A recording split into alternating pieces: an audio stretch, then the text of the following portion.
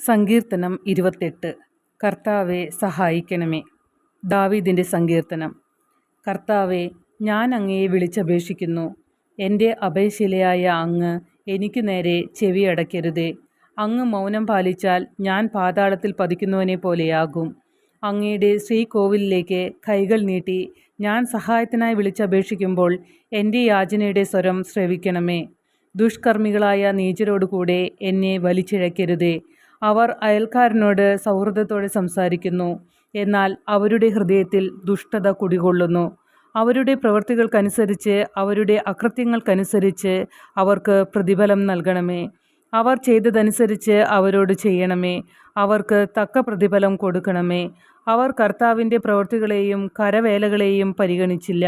അതുകൊണ്ട് അവിടുന്ന് അവരെ ഇടിച്ചു നിരത്തും, പിന്നീടൊരിക്കലും പണിതുയർത്തുകയില്ല. കർത്താവ് വാഴ്ത്തപ്പെടട്ടെ. അവിടുന്ന് എൻ്റെ യാചനകളുടെ സ്വരം ശ്രവിച്ചിരിക്കുന്നു. കർത്താവ് എൻ്റെ ശക്തിയും പരിചയവുമാണ്. കർത്താവിൽ എൻ്റെ ഹൃദയം ശരണം വയ്ക്കുന്നു. അതുകൊണ്ട് എനിക്ക് സഹായം ലഭിക്കുന്നു.